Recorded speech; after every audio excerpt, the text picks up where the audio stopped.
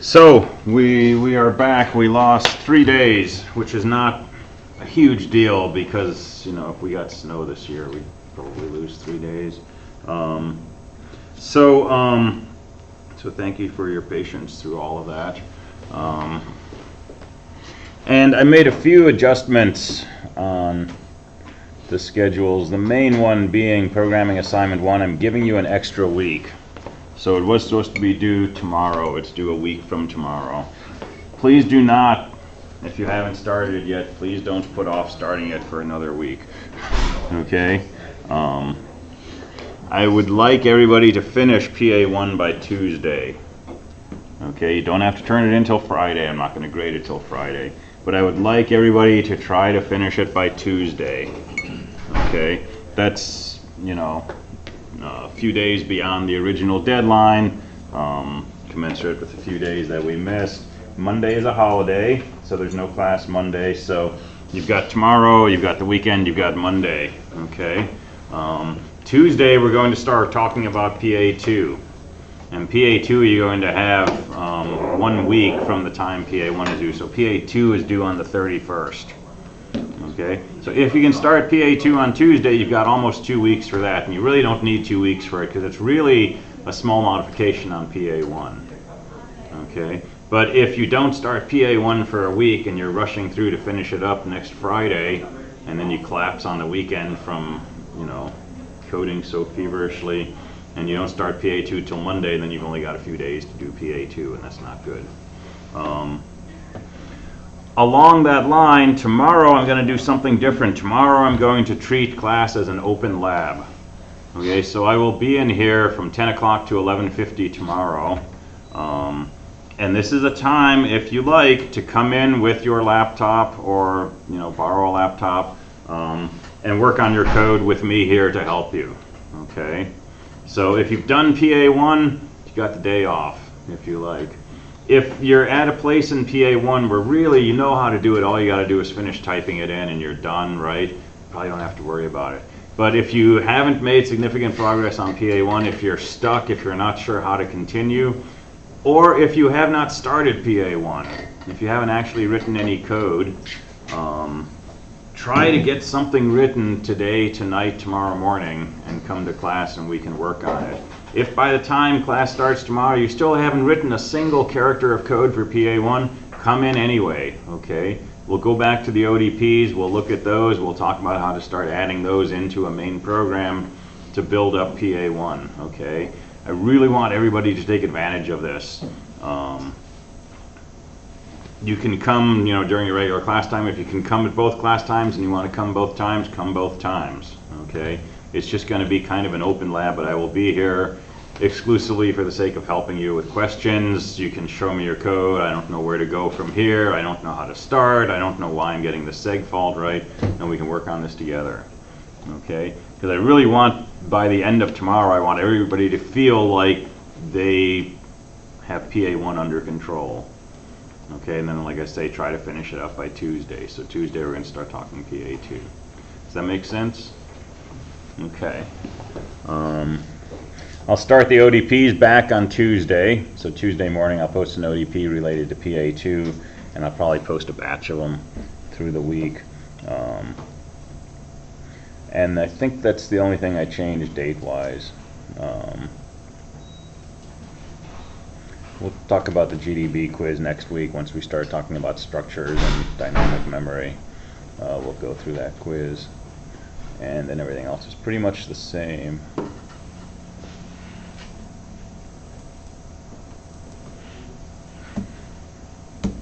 All right, so questions on PA1.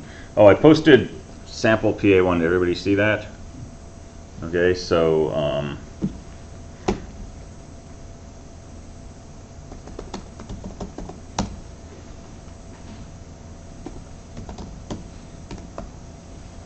/temp PA1 sample main.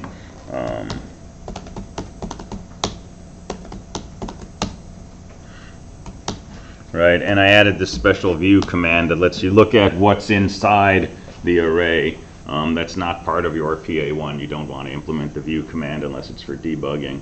But it will show you what your array should look like, right? So I inserted a 10, I inserted a 20, I deleted the 10, and I inserted a 5. And that's what my linked list looks like as an array. And as I mentioned in the note, these numbers down here are pretty meaningless. The next and data fields, unless you initialize them, you're welcome to initialize them. The valid field should be meaningful for every entry. And once you enter a node and an entry in the array gets used, the data and next value should be meaningful. And I'm only showing the first 15 entries, but there's 100 entries in this array. But if you're using short lists, that's enough.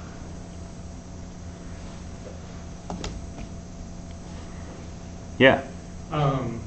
In the PA1 instructions, Mm-hmm. you lay out the functions and what variables to use in there. Mm-hmm. If we're creating our functions, can we adjust that? Maybe like add some variables into those functions, or do you want it strictly how you wrote it out? I would like the functions. Well, so let me pull up the. Some of them you're free to do what you like.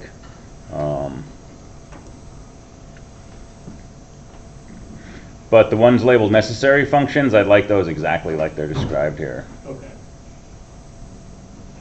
But the lower level ones, actually, the get node and release node, keep those exactly the same also. So, but if you write other functions, do what you like with them. And I added some clarification on the add function. Add returns a 1 or a 0. Okay, success or no success. If add fails for any reason, return 0. Okay, but I don't want you to distinguish between out of space or numbers already in the list. Okay, just return 0 for fail, 1 for success. And so in your main program, if you want to distinguish those, which you do, check to see if the number's already in the list before you call add, so that main can print the appropriate error message. You just have the add function print an error message? Never. Oh, okay.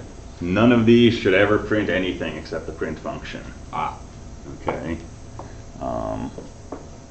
Yeah, thanks for asking that. These should all operate silently except for print. Is there a reason behind that? Yeah. Suppose that when you call scanf and you ask it to convert an integer and it doesn't find an integer, it prints out error, asked to convert an integer but did not succeed. That would get really annoying, because when you write code and you want to know is there an integer here, what do? You call scanf, you see if it returns a 1 or a 0. You don't want it to print an error message. And if it's printing an error message every time that this situation pops up, you can't really use it, right? But you always have the option as the main program to say, oh, I got a 0 back, I'm going to print an error message. So we're trying to do just, what these things are supposed to do, and if we want some other behavior, we'll let the caller implement that. So it's keeping it as a building block, basically.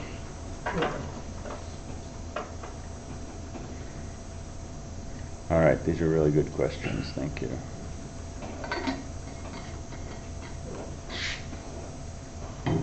All right, other questions, clarifications on PA1? We're going to go through some more pseudocode shortly.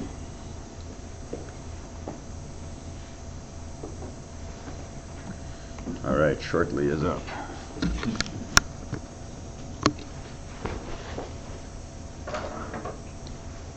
All right, let's do a more careful pseudocoding of the add function.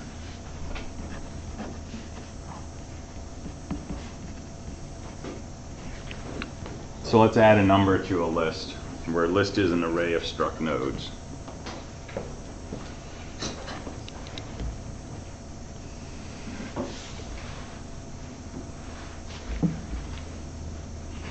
So what might be the first thing we want to do? Just sort of high level.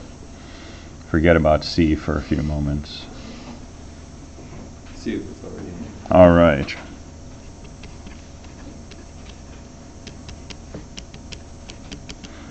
So if the number's in the list, that's a failure. Let's return 0.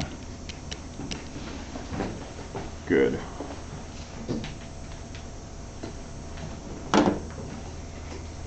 All right, the number's not in the list.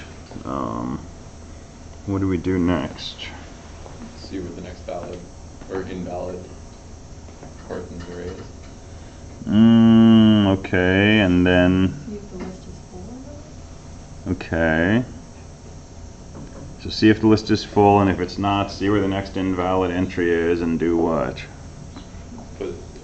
Replace the data value with it. Okay, so this is all what I'm going to bundle into the large umbrella of create a new node with data equal to num. And if we can't create a new node, if there's no space,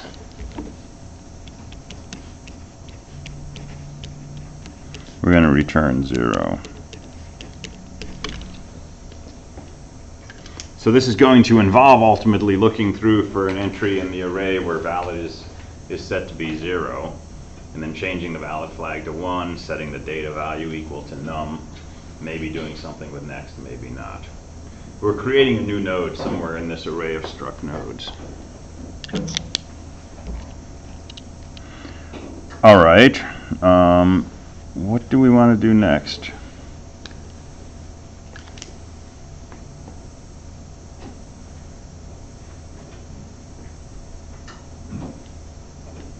Set the next.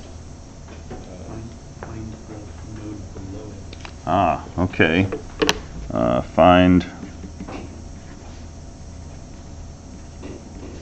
Find where the new node should be inserted.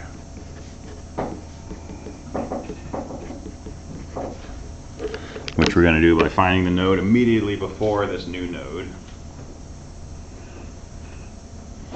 And then I'm going to lowball the final step, which is adjust next values to insert the new node into the list.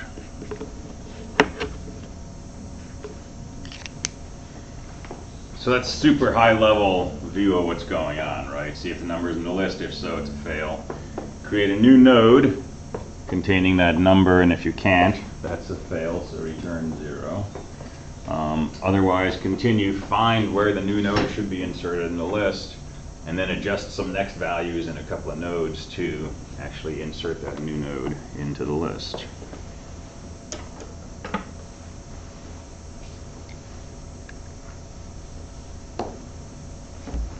So let's call this new node new node.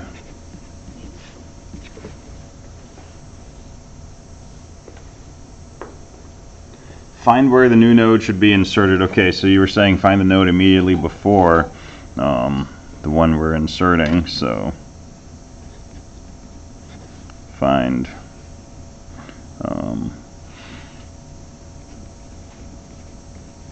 find the largest node less than num. And when I say find the largest node, what I mean is find the node with the largest data value less than num, right? So when I talk about the value of a node, I'm really talking about the value of the data field. So find the largest node less than num, and let's call this previous node.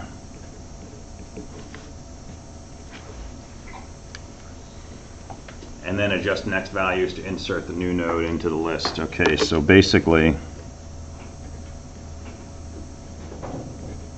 new node next should equal previous node dot next. So it points where the previous node was pointing, and then previous node dot next equals new node.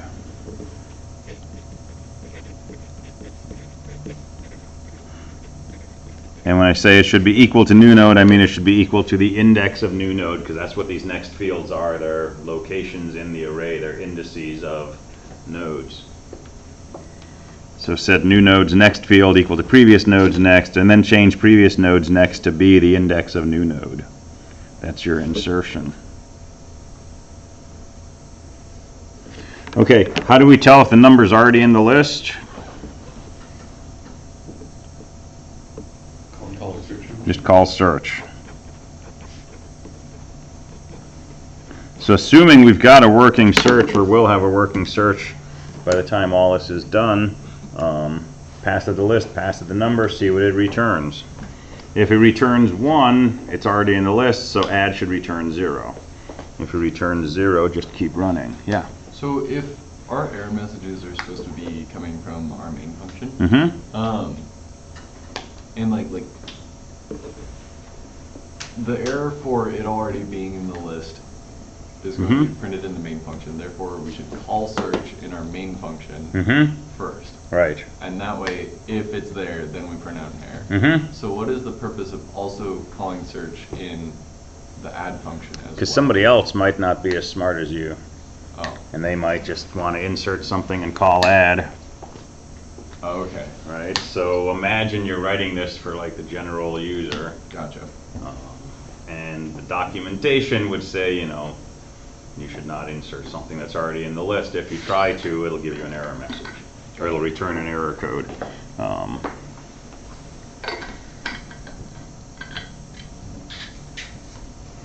So pretty much throughout this course, right, as we're developing these packages, these collections of routines, we're kind of in this mindset of we're producing a library of functions to hand out to the world for people to use, right? And we never want to assume that the people using those are as tuned into the code as we are. So you want to imagine how might somebody misuse this code, what kinds of things might they do that would mess things up. And within reason, right, we're trying to sort of manage those within reason.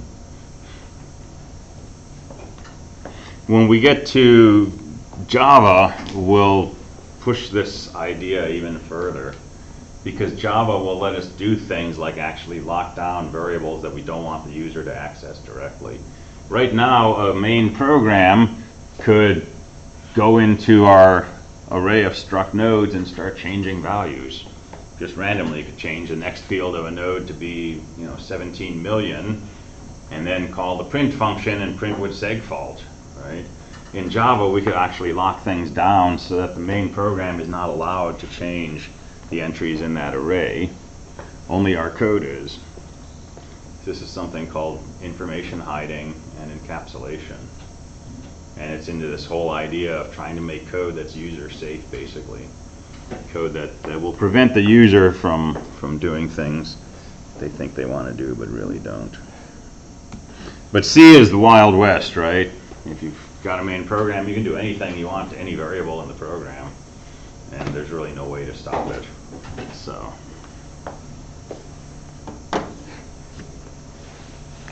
all right, so if the numbers in the list return 0, so if search returns 1, return 0. That's all that's going to take. How do we create a new node and set the data equal to num?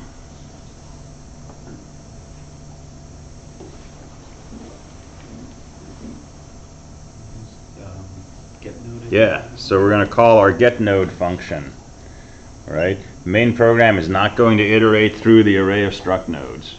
That's point loss. The main program is going to call getNode. Okay, you must use getNode when determining where to create a new entry. So,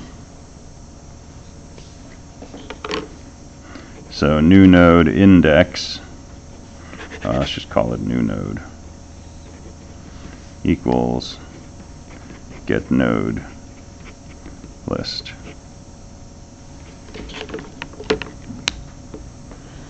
Get node returns the index of a new entry. It's an underscore. Or new node can return my null if there's no space. So set new node, it's an integer equal to get node list. Check to see if new node's equal to my null. If it is, return a 0. That's your flag that there's no space left. Gives you a my null. Otherwise, new node is now the index of an empty space in the array. Okay, how do we set the data equal to num? List bracket new node dot data equals num.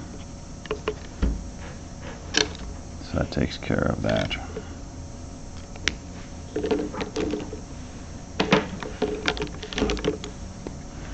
If there's no space, if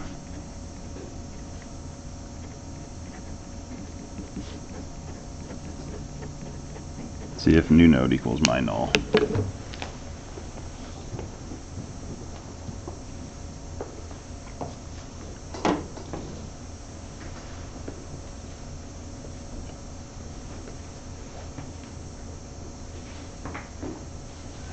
So this stuff, we're not really doing a whole lot of work in the add function. We're really just calling other functions and doing things with what those functions return. Right, search, new node, we do one actual tweaking of the data down there. But I want you to understand why you're doing these things, right? So I want you to be clear why I wrote this. List bracket new node dot data equals num. Think about the array of struct nodes that's list. Think about what new node is. It's an index of an open spot in the array. List bracket index, that's a struct node dot data, that's the data field of that node, equals num, that's the thing we're trying to insert. So as you write this code, throw in a bunch of print statements, or use GEB, right? Make really sure that you're clear what is happening with these things. Why am I looking at the return value from get node? Why am I comparing it to my null? Change get node, make it so it can only work with an array of 3 entries. And now try to insert 4 things and make sure it gives you a my null in your add routine, fix that up. Okay, find where the node should be inserted. Find the largest node less than num. Well, we don't know if it's the largest node less than num unless we look at the node after it. And if the node after it is bigger than num, then we know that our current node is the last one that's less than num. So to find where the node should be inserted, we have an option.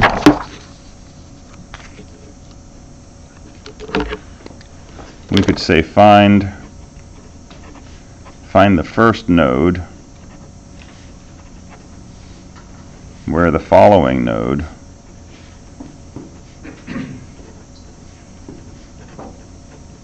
is bigger than num.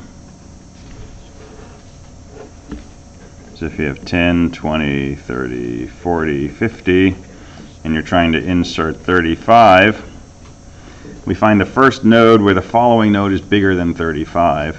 That's this one right here.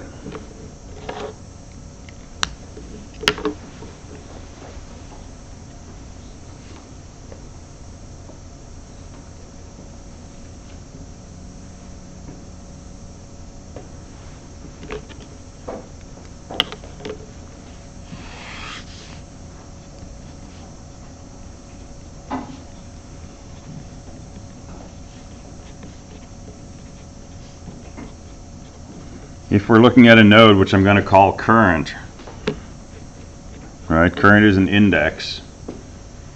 So if we're looking at the node whose index is current, CURR, the following node's data, well, what's the following node?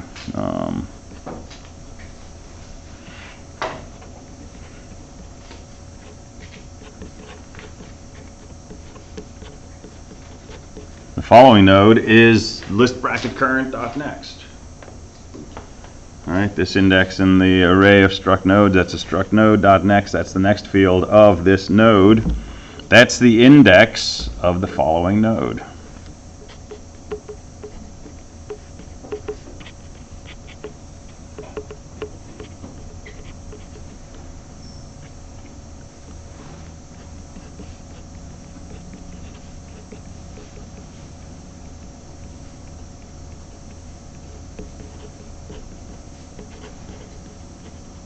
So if list bracket following node dot data is bigger than num, then we want to insert immediately after our current node. Right? Because if following node is the 40, list bracket 40's index dot data, that's going to give us the number 40.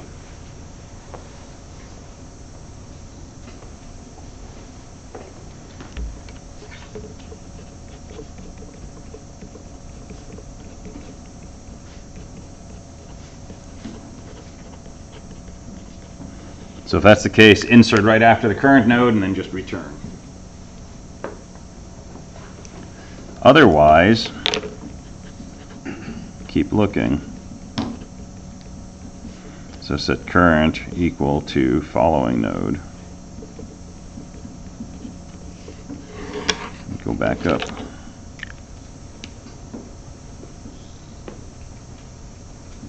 All right, so what's missing from here? This is going to seg fault.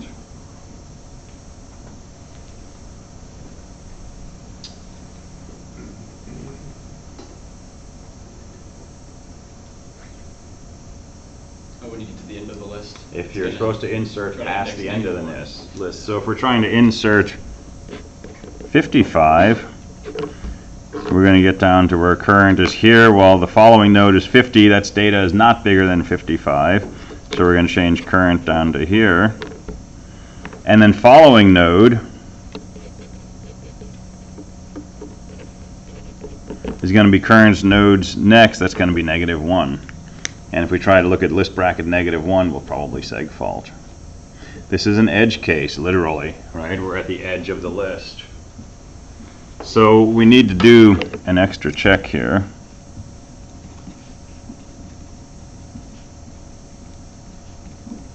If following node equals my_null, then just insert after cur and return.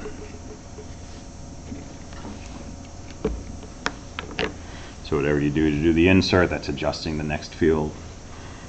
Do that up here.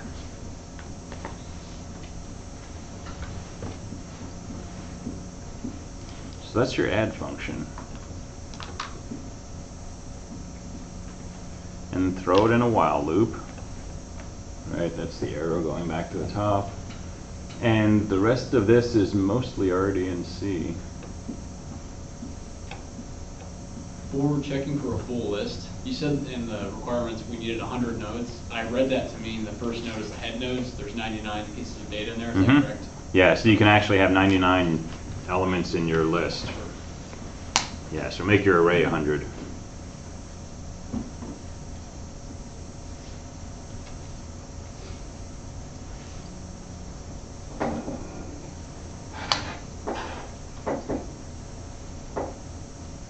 Alright, does that make sense? We did print last week. We did search, which is a version of print. I think we did delete. Did we do delete? It's just turning invalid into 0, right? And adjusting next. Yeah. So it's kind of like search, right? Start at the beginning, move through. And you can call search first to make sure that the node's actually in your list to avoid edge cases. If you know the nodes in the list, just keep moving through, look at your data value. If it's equal to the number you want to delete, set the previous node to point where the deleted node points. And change the deleted node's valid to 0, which you don't do in your delete function. You do that by calling release node. Okay, so release node, I clarified this, pass it the index number of the node you're deleting, not the data value. If you decided the node you want to delete is at index 7, call release node list comma 7, right? And then release node just says list bracket index number dot valid equals 0. It's a one-line function.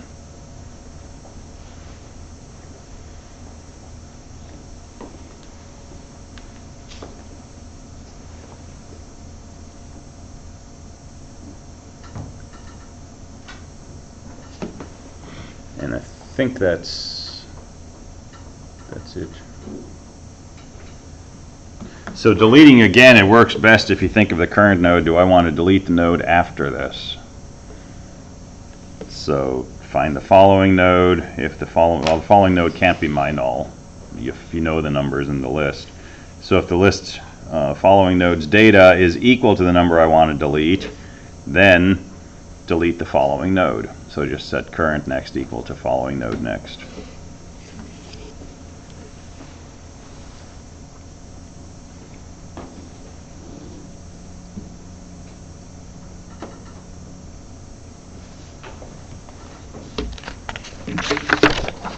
Alright, so what about include files? I recommend an include file of your own. You can call it whatever you want, something .h though. What kinds of things do we want to define in here? What kinds of things are we going to have to define in every file that we write for this assignment, assuming that we write PA1 in multiple files, multiple .cs? What kinds of stuff would we end up typing again and again at the top of these? Prototypes. Prototypes. So function prototypes.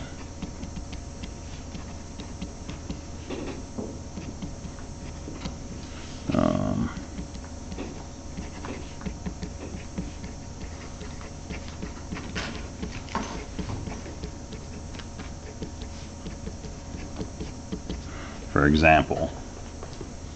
Right? And prototypes, remember, they look like the first line of a function definition, but it ends with a semicolon instead of an opening curly bracket. And it just says add's going to be a function, takes a struct node array, takes an integer, returns an int.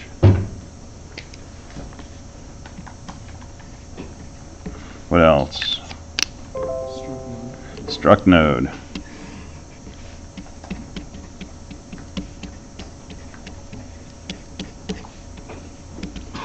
Right, and you would want to put that probably at the very top of your include file, because if I say struct node down here and it hasn't already seen what a struct node is, it might complain. So very top of your list.h, you probably want to define what a struct node is. Struct space node, curly bracket, integer data, integer next, integer valid, close bracket, semicolon. Throw some comments on, because comments are always good in structure definitions. What else? Find my null. Yeah.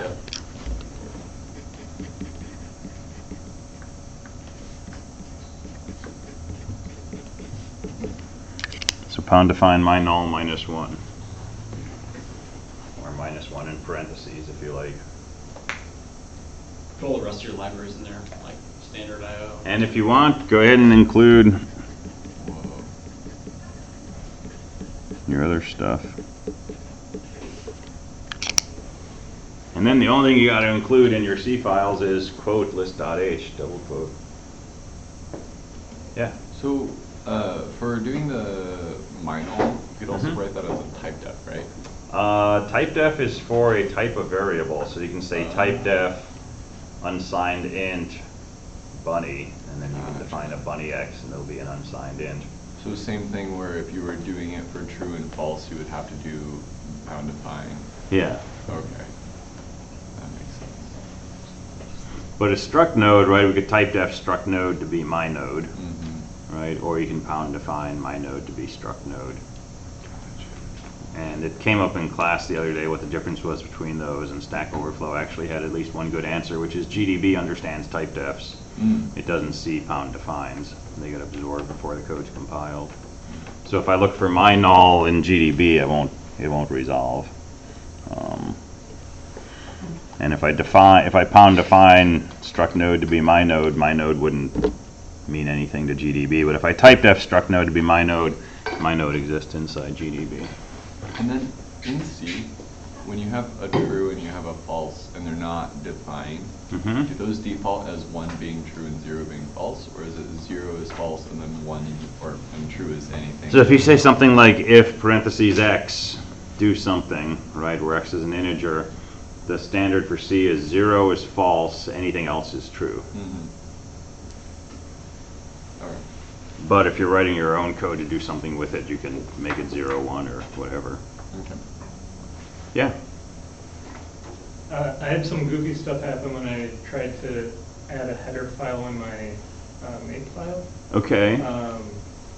And maybe I just don't know the syntax to adding it. Okay. Through that. Yeah. It made me, like, I got it to work if I added like a list.c and a list.h, but it seemed redundant.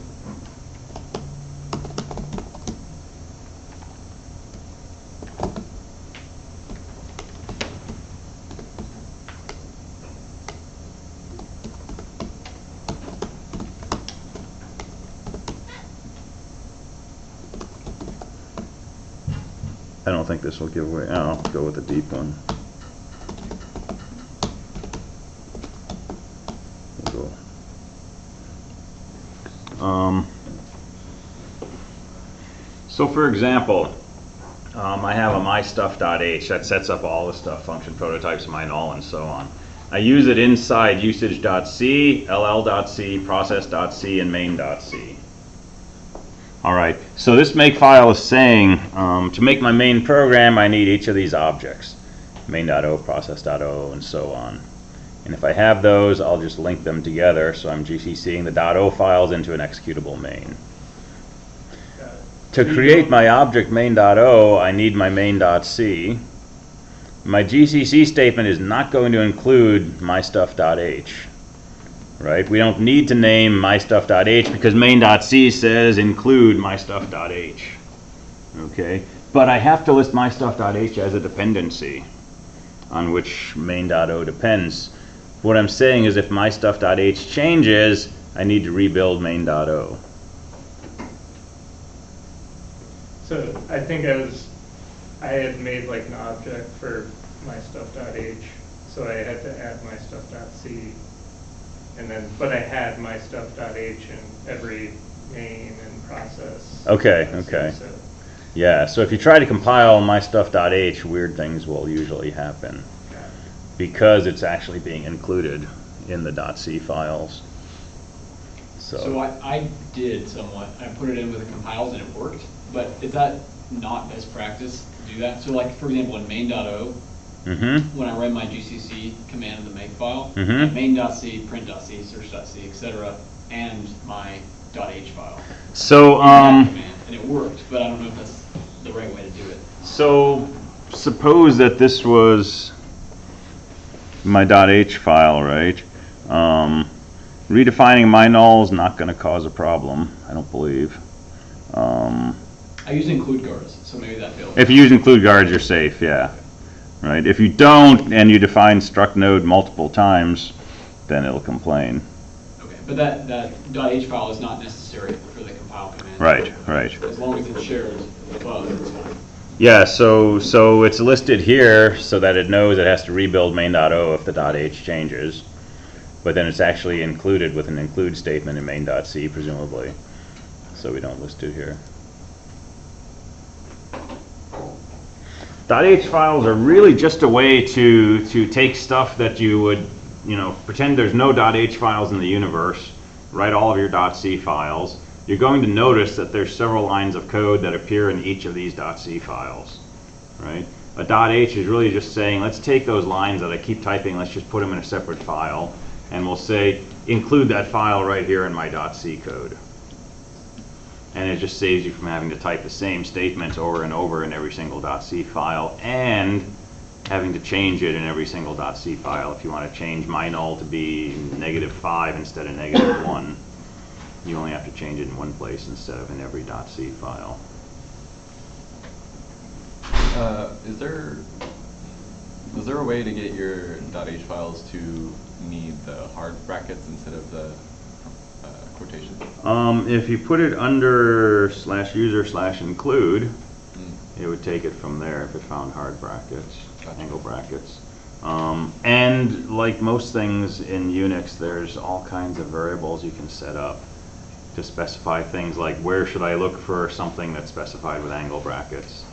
And certainly on your own system, you could set that up to include, maybe something under your home directory, a subdirectory, where you put all your include files for the whole year, and you could point it to that by setting up some environment variables or something.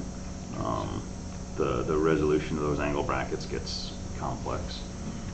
And the difference is if you use angle brackets, it will start on your path and work all the way down to your current directory? It will, no, it'll look under It'll user never look in your include, directory. and that's pretty much it. It doesn't look in your directory. It won't, okay. Yeah. So I remember I did that accidentally last quarter and it worked for some reason, but That's interesting. I'm not sure how. Yeah, it shouldn't. But you could do things like put a symbolic link under user include called 222, and then you could include angle bracket 222 / name of the include file, and have that link point to your home directories. And quotes will only search home directory, correct? Quotes will only search home directory, yeah, or whatever path you put in there. You can say quote /home /nick /something, and that'll work.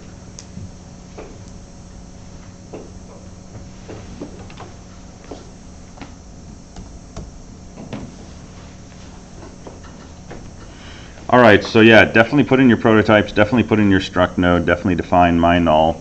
Go ahead and include standard IO if you like.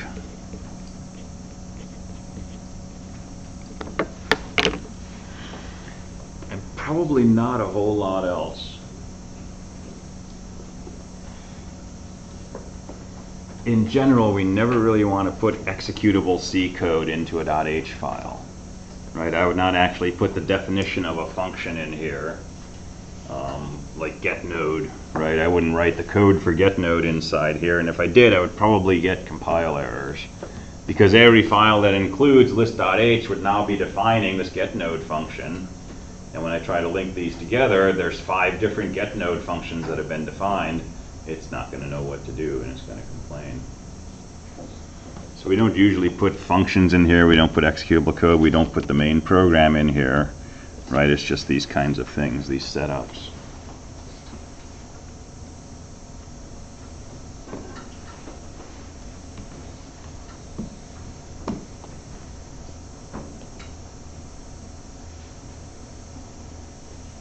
All right, and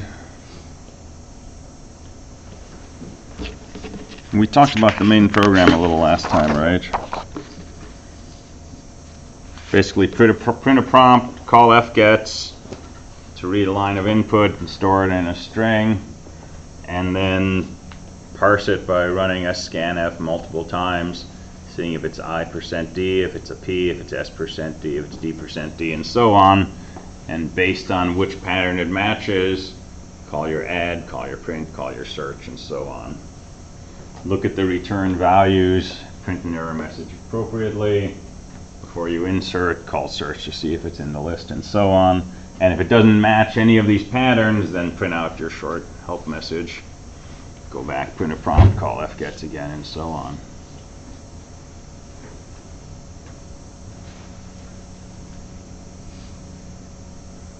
And again, you can test it without writing all of this. You can just hardwire some calls to these functions. Initialize, add a few things, print, delete a node, print, search, print the result. And then when you want to switch gears for a while, start working on the main program.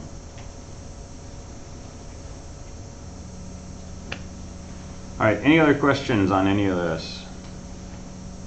So tomorrow's open lab, Monday's a holiday, Tuesday we will start talking about dynamic memory and building structures on the fly while our program's running, and we're going to get away from this array of struct nodes. We're just going to create struct nodes using malloc and set them up to point to one another. And then we'll be off and running to make sort of a genuine bona fide linked list. All right, cool. I will see you next time then.